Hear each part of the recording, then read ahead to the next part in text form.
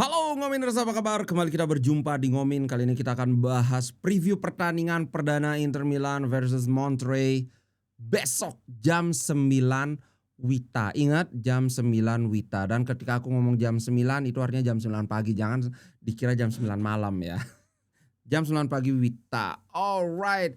Dari sisi Monterrey nggak banyak yang bisa aku bahas karena aku ini aja tumben dengar nama Monterrey. Ini adalah klub asal Meksiko dan aku baru tahu sekitar seminggu yang lalu ternyata Sergio Ramos main di sana. Jadi kalau kita lihat dari segi nama besar ya nggak ada yang bisa diharapkan kita tahu kecuali Sergio Ramos. Itu pun Sergio Ramos karena sudah di akhir masa jabatan. Makanya dia pulang ke mana namanya, bukan pulang sih karena dia orang Spanyol ya. Makanya dia balik ke kok balik apa sih ya, menuju liga antah berantah. Yang mana ini agak mengherankan. Kenapa dia nggak ke Amerika misalnya atau ke Arab Saudi? Maksudnya aku sempat ngelihat beberapa highlight gimana penampilan Sergio Ramos di Monterrey ya. Menurutku masih ada di standar atas gitu loh. But anyway, pilihannya sudah dilakukan bahwa dia pengennya main di Monterrey ya. Kita mau bagaimana lagi.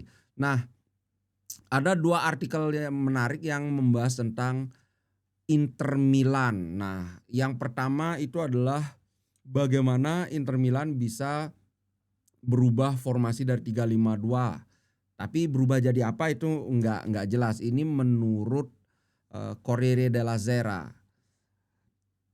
Di sini dikatakan Cifu bisa saja, kalau ngomong namanya bisa saja kita susah membantah ya, kan namanya bisa saja. Enggak mesti, enggak pasti kan. Ada yang men-suggest bahwa Cifu akan bold dengan mencoba formasi 4 back.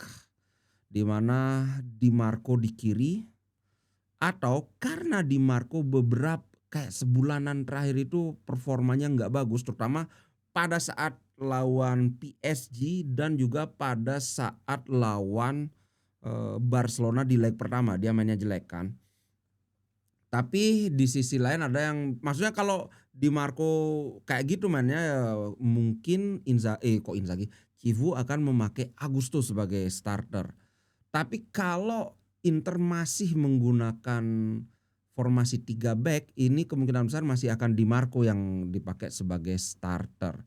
Oke, kenapa aku bilang Di Marco kalau kita formasi 3, karena Di Marco ini kan lebih apa ya, lebih ofensif dibandingkan Augusto. Sedangkan antara 3 back itu kan pakai wing back dia ya. Sedangkan kalau 4 back itu kan pakai full back. Full back itu lebih bertahan, kalau wing back itu lebih menyerang, itu intinya. Dan Di Marco memang kekuatannya dia menyerang, kalau bertahan dia ngehe. Dari kalau apa yang aku lihat dari baca-baca kemungkinan besar itu akan masih 3 back. Cuman yang menarik adalah di sini ada artikel berikutnya dari Gazzetta dello Sport. Yang dibahas di artikel ini adalah kenyataan bahwa akan ada banyak pemain Inter yang absen.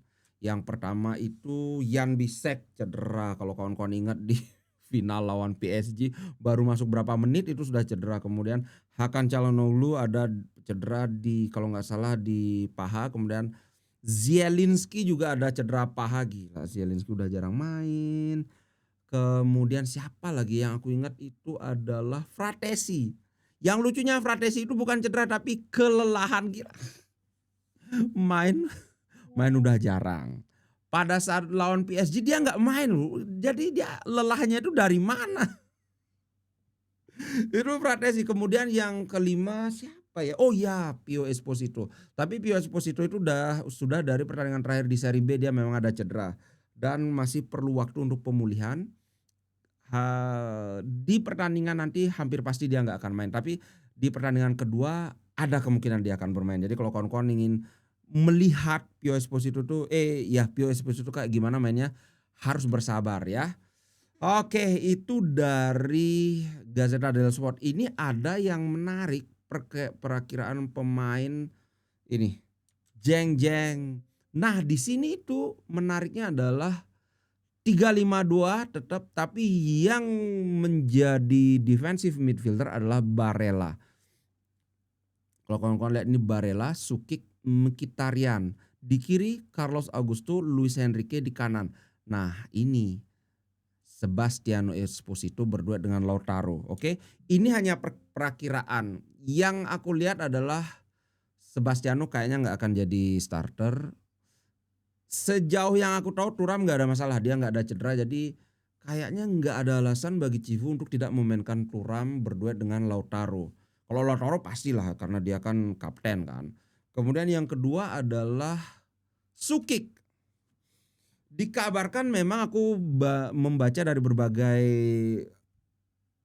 berbagai medsos, naga-naganya adalah Sukic ini dipersiapkan akan menjadi salah satu kekuatan inti Inter Milan di mulai musim depan atau mungkin mulai pertengahan musim.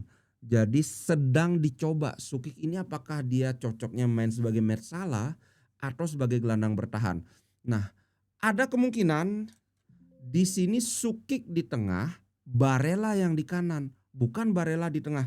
Karena aku ngelihat Barella ini bukanlah pemain yang tipikal bisa mengatur serangan dari kedalaman.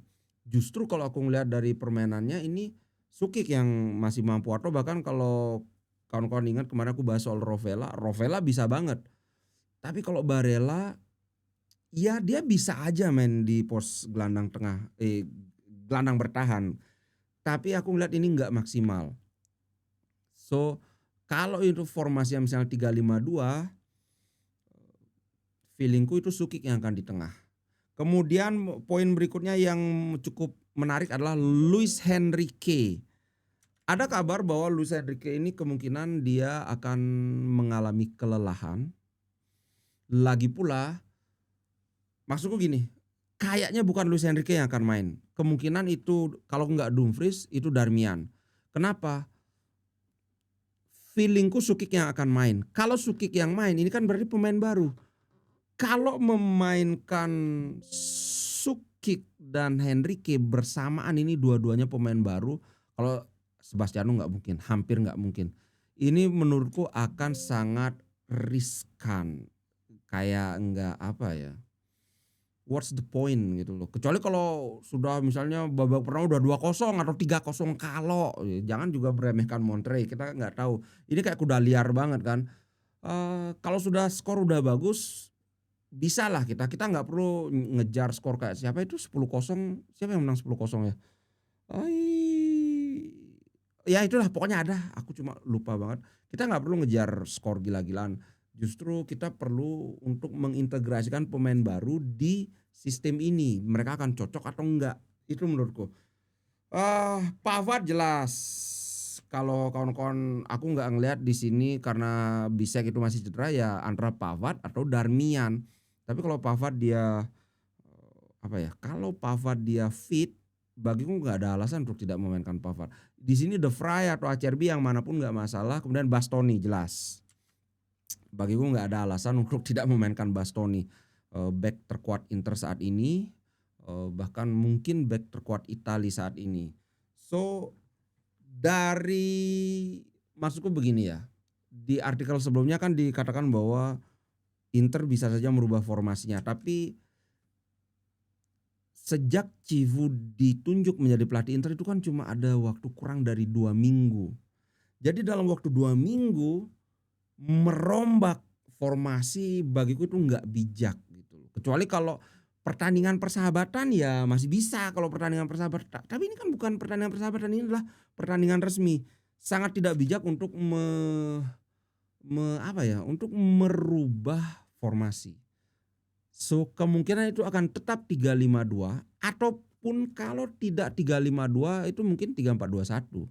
3-4-2-1 kita masih punya Carboni yang bisa dimainkan di posisi 2 itu, yang jadi gelandang serang itu ada yang bisa main di sana, ada Carboni, ada Zalewski, ada Mkhitaryan, ada siapa lagi? Sebastiano Esposito bisa di sana, Lautaro juga bisa di sana.